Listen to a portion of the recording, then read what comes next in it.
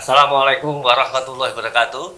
Sahabat Sidat Channel dimanapun Anda berada, selamat berjumpa kembali dengan saya. Podcast kita pada saat ini kita punya tamu spesial, ya namanya Mbak Hintan Susana. Selamat malam. Selamat malam. Mbak Hintan ya? Ya. Artinya belum tahu itu apa artinya Mbak Hintan itu artinya apa itu? Kalau menurut guru bahasa Indonesia Ya. saya dulu itu Hintan Susana artinya itu intan itu kan berlian.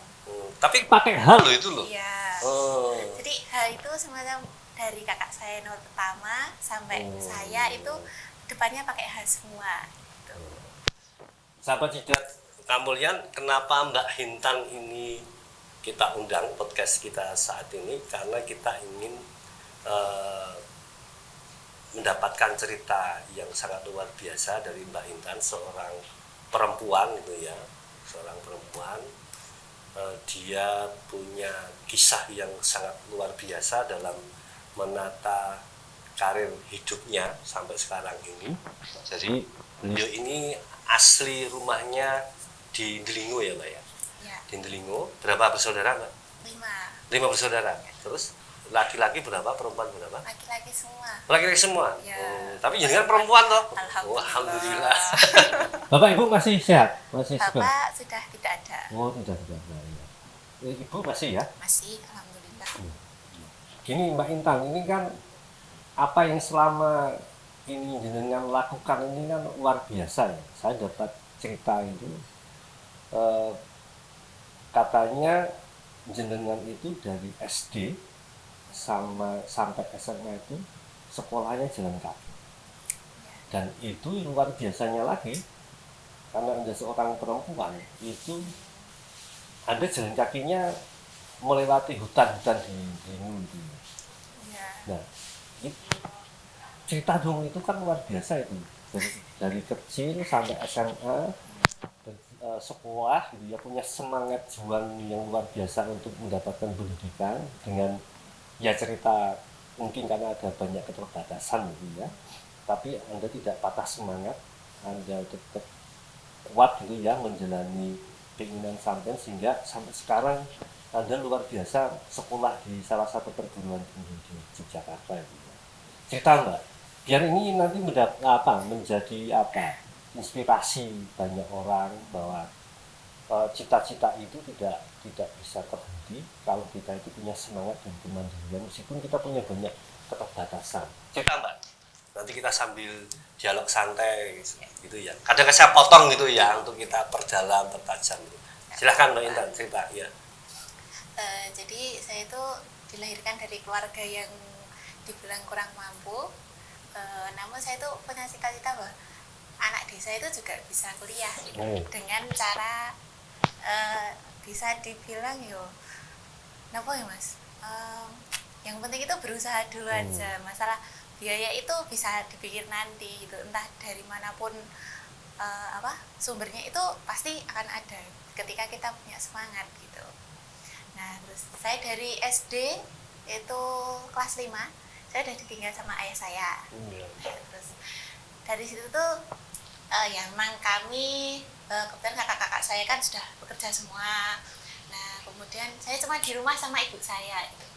Awalnya saya pengen sekolah itu setelah lulus SD saya pengennya mondok dulu gitu, tapi tidak diperbolehkan karena ibu kan cuma sendiri di rumah gitu. Nah terus akhirnya ya sudahlah saya ngikut aja gitu. Nah waktu itu ditawarin sama si mbah saya, wes sekolah neng TD sik wae gitu.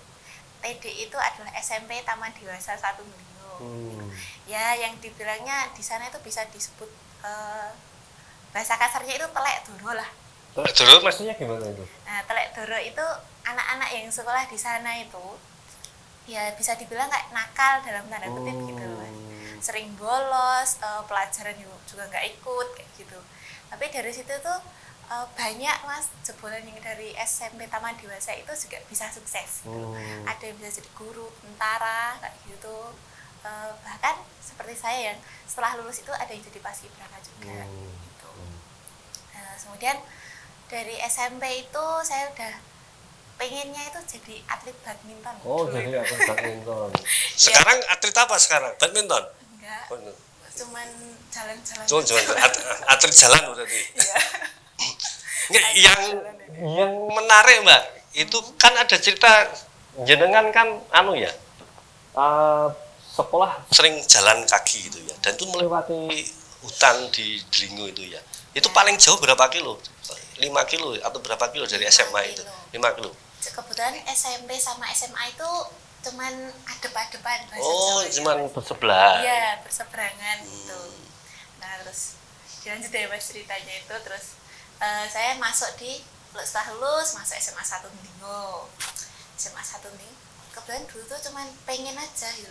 Saya pengen sekolah di SMA, padahal kakak-kakak saya pengen nih nggak duit untuk siji terus sekolah di SMK aja, yang sekolah kejuruan cepet kerjuni gitu. Kalau mereka kan pahamnya saya sekolah di SMA itu mestinya saya pengen kuliah gitu kan, ya itu emang salah satu cita-cita saya gitu. Ya kan membahagiakan orang tua itu dari banyak hal tuh Mas. Contohnya yuk bisa kuliah kayak gitu kan. Jadi saya pengennya itu saya bisa kuliah lewat SMA gitu. Karena kalau SMK ya memang banyak jurusan yang bisa masuk gitu. Setelah saya itu sekarang diperbaiki, oh ternyata SMK juga bisa sekolah ya, masih bisa melanjutkan perguruan tinggi. Tapi kan pengennya di SMA itu itu tadi, kalau saya di SMK bakalan saingannya banyak gitu. Nah terus kalau saya di SMA memang saya nggak jadi juara 1 atau juara 1 sampai 10 gitu, tapi itu nggak apa-apa gitu. Terus setiap pagi itu sebenarnya saya jalan. Dulu itu barat rumah saya, jadi kan masih jalan ini gerunjal gitu loh Mas. Nah selatan rumah saya, barat rumah saya itu kan hutan, bisa dibilang hutan. Kebetulan banyak orang yang takut lewat situ gitu. Emang berani lewat situ ya, jalan ya?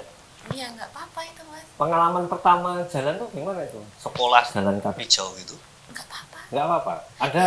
Ada hal-hal yang bisa dipisahkan nggak ketika pengalaman jalan kaki setiap pagi itu? Kalau berangkat sekolah jam berapa? Berangkat jam 7. Jam 7. Iya. Terus Padahal sampai udah telat ya Mas. telat itu. Sampai sekolah jam berapa itu? Jam 8. 1 jam ya? Iya. Setiap hari itu ya? Setiap hari. Bahkan gurunya itu sampai apal, wah kayak bocah telat bener gitu. Waktu saya sampai SMA pun juga gitu. Nggak takut itu setiap hari itu? Pertama itu perasaannya gimana itu? Jalan lewat hutan. Ya kan udah niat Mas. Udah niat? Iya. Jadi kalau ada yang mau orang ngapa-ngapain ya juga pasti kalau udah niat itu ada aja itu. Jadi rasa takut itu hilang karena memang Anda punya niat yang luar biasa. Sampai akhirnya sekarang bisa kuliah gitu ya. Luar biasa. Oh ya, akan ada kisah menarik ini. Jadi waktu sampean itu di SMA itu ya, itu kan jenengan ikut paskibraka itu di kabupaten. Dan pada saat itu katanya sampean tidak punya transportasi. Tapi kok sampean bisa bolak-balik latihan itu ceritanya gimana? Jadi kan kakak saya punya motor. Nah tapi tidak kadang itu kalau latihan paskib kan ada yang 1 hari full, ada yang setengah hari. Nah kalau setengah hari nanti saya bonceng lah istilahnya Mas, itu bonceng sama teman saya. Kalau dilalah kadang kan di sekolah itu ada yang maksudnya nggak bisa ditinggalkan dulu, pokoknya harus jam itu baru boleh keluar, biasanya kan gitu. Nah itu pernah saya itu jalan kaki itu Mas. Jalan kaki? Iya, sampai Imogiri sampai Imogiri baru dapat boncengan, dianterin lebih tepatnya itu. Jadi setiap ada motor itu sampean nggak berani. Nggak berani.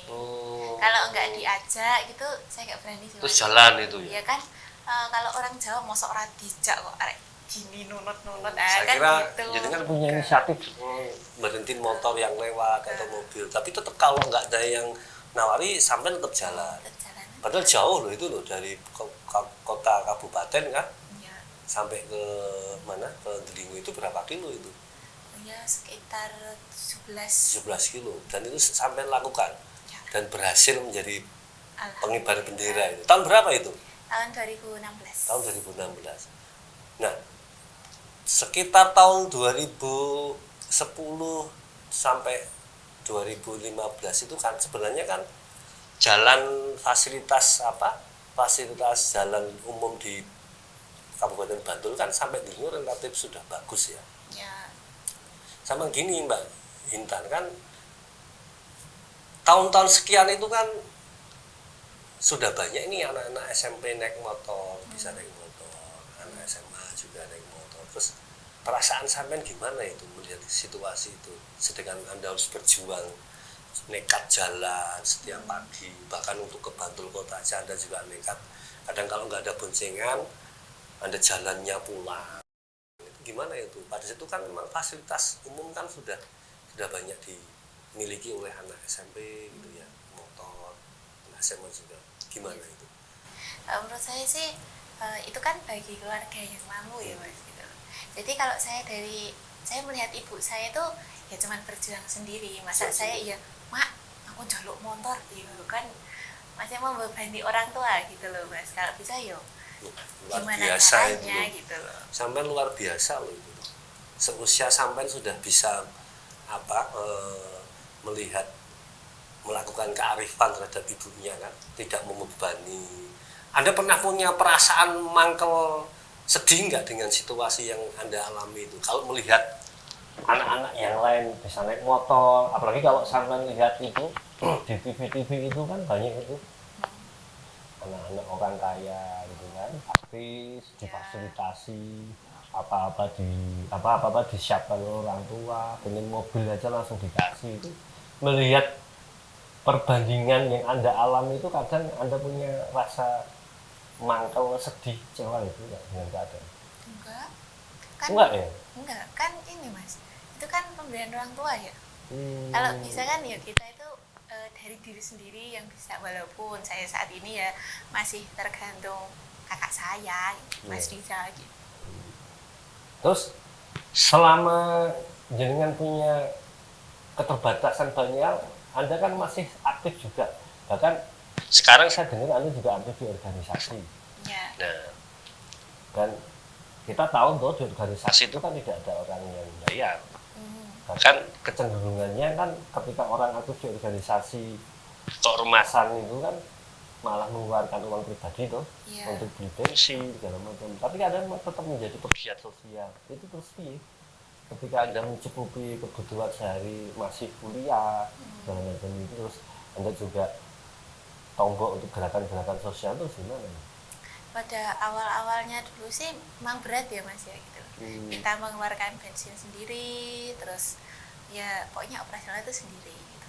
Tapi dengan seiring berjalannya waktu itu banyak orang yang istilahnya itu membantu gitu loh Mas. Yo entah nanti saya dikasih uang bensin atau apa kayak gitu. Baru-baru ini tuh saya kan telat bayar kuliah ya Mas. Iya. Itu saya dibayarin juga. Sama siapa? Sama maksudnya yang di organisasi tersebut. Jadi ada orang juga yang bantu kesulitan. Ya. Walaupun nanti dikembalikannya setelah saya lulus dari kuliah kayak gitu. Kalau di sekolah Mbak Hintan termasuk punya prestasi bagus enggak? Rankingnya bagus tapi? Saya kebetulan bukan yang dapat ranking bagus Mas. Tapi saya aktif di mana-mana gitu. Dari sejak saya SMA dulu. Mbak Hintan, sampean jenengan punya apa? Punya semangat daya juang yang tinggi, punya karakter kemandirian yang luar biasa. Itu mewarisi sifat siapa itu? Bapak Ibu, itu Mas. Bapak Ibu punya sifat seperti itu ya, luar biasa ya. Terus hubungan sampai dengan 4 saudara laki-laki ini kan gimana? Ya baik-baik. Baik-baik saja. Kakak saudara tersebar di mana-mana atau tetap tinggal di daerah situ? Di Jogja. Oh di Jogja.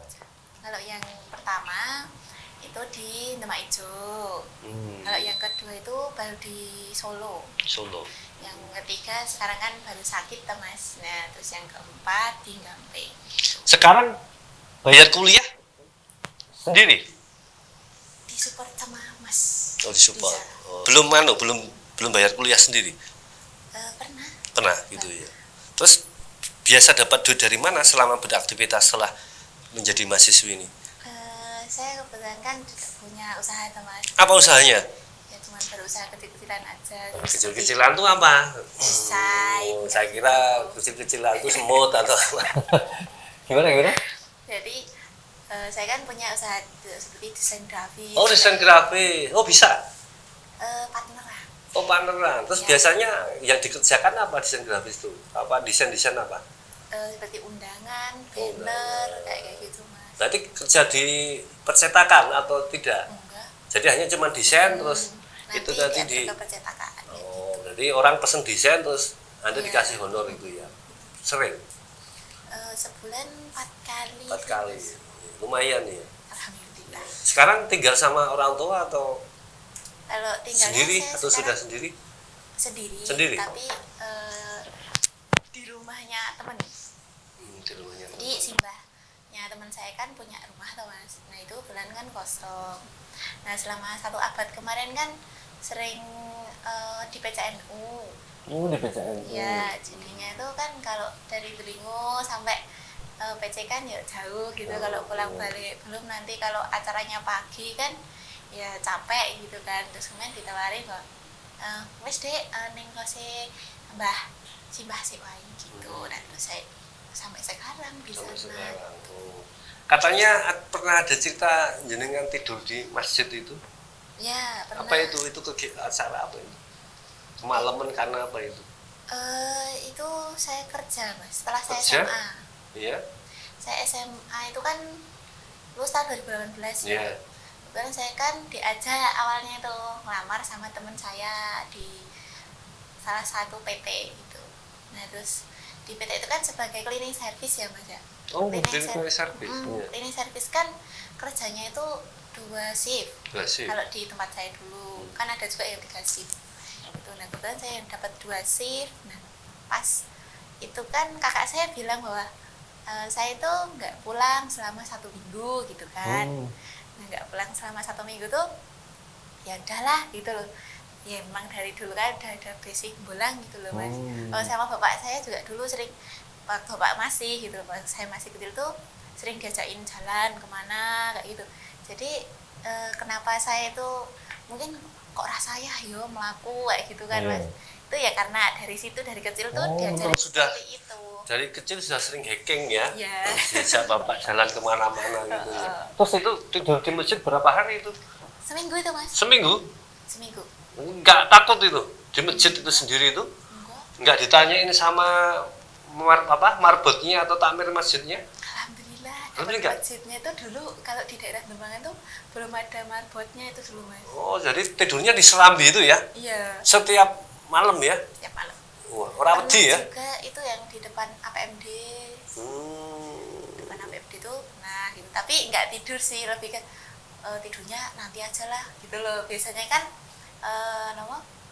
kalau UIN kan jam 6, jam 7 udah buka ya. Ya. Nah, kita kan bisa tidur di Masjid UIN juga gitu. Oh, Gitu. tidur di sana. Dan, tapi kalau pas malam, Kalau malam kadang jalan kemana kayak gitu. berarti kan malah nggak sempat istirahat itu. Iya. Oh, Kalau paginya kerja gitu kan? biasanya kan di Lala itu saya shift siang Mas. Oh, Jadi shift shift jam siang. 2. Jam 2 sampai jam 11 Berarti malam. kalau pas malam itu apa aktivitasnya apa saja kalau nggak tidur? Jalan. Jalan, bengi-bengi jalan ya. Ya nyari masjid itu Nyari tadi Mas. masjid. Nyari masjid yang masih kosong gitu Masih kan kosong. biasanya ditempatin sama bapak tukang beca atau nanti ada ya yang jualan gitu kan ada juga Ada, tempat iya. di masjid kayak gitu. Nah, saya nyari yang penduduknya sepi. Penduduk masjid. Ora wedi. Pak Joko ini aja laki-laki dia tidur sendiri takut dia. Iya, itu yang laki-laki itu, apalagi Pak Muklis ini. Cuman gondrong sama gede doang gitu. Pak Muklis mau tanya nggak? Takut, ya? Oh lanjut. Pak mau tanya nggak? Oh, ini kalau biasa kok ini. Oke Mbak Intan, kan dari kecil memang jenengan sudah dididik untuk prihatin ya, kalau orang Jawa itu prihatin. Terus selama Anda melakukan proses kemandirian, keprihatinan, Anda kan menikmati, tidak mencoba untuk melakukan protes terhadap situasi yang ada itu ya, tetap Anda lakoni hidup ini dengan arif dan bijaksana. Itu apa yang Anda rasakan? Apa yang membedakan Anda dengan wanita-wanita lain, dengan perempuan-perempuan lain seusia Anda? Lebih kan nekat aja sebenarnya sih, Mas. Nekat? Iya. Nekat karena situasi? Iya. Tapi karena kalau kita nggak nekat, itu yakin nggak? Ya yakin, Mas. Yakin toh berarti itu tidak hanya sekedar nekat. Iya. Iya kan? Pasti harus ada keyakinan yang itu dibangun. Karena biasanya begini, kalau orang yang punya keterbatasan dan dia tidak punya keyakinan untuk meraih cita-citanya ya, hanya sekedar nekat, mesti aneh-aneh nanti nekatnya. Ya kan? Tidak pada on the track-nya gitu loh.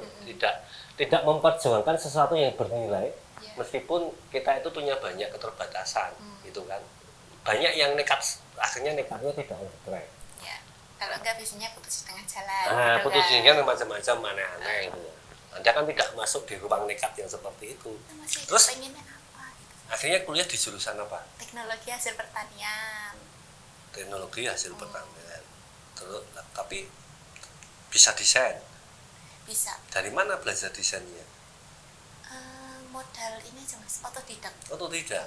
Tapi pernah ikut pelatihan juga. Oh, pelatihan. Ya kan di PC itu ada pelatihan kayak buat banom-banomnya itu per tahun kan bisa ada, nanti ada Fatayat, Ansor kayak gitu. Kemudian saya dimasukkan di Fatayat gitu. Jadi saya ikut gitu. Awalnya saya juga nggak tahu tuh, Mas. Tapi dari dulu tuh udah pengen bisa desain gitu kan. Sejak kenal Mas Riza kan multi talent sekali. Pengen bisa gitu sih. Di teknologi pertanian yang dipelajari apa? Banyak. Apa aja? Ada statistika, terus ada perancangan pabrik kayak gitu, Mas. Buatan produk. Menikmati juga ya. Terus Mbak Intan, sekarang semester berapa ini? Semester 10. 10. Oh. Rampung berarti. Insya Allah. Kapan mau sudah? Tahun depan, Mas. Tahun ini. Skripsinya sudah. Skripsinya sudah, tapi tetap nggak bisa lulus semester ini. Terus setelah lulus punya keinginan apa?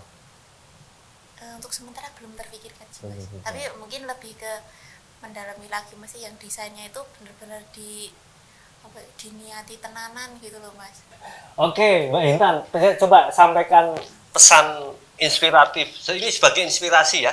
Inspirasi untuk teman-teman remaja, khususnya remaja putri. Dan saya kira tidak semuanya remaja seusia Anda itu punya nilai daya juang yang memang bisa dilakukan ataupun bisa diapresiasi, sehingga apa yang diinginkan bisa terwujud meskipun punya banyak hambatan-hambatan.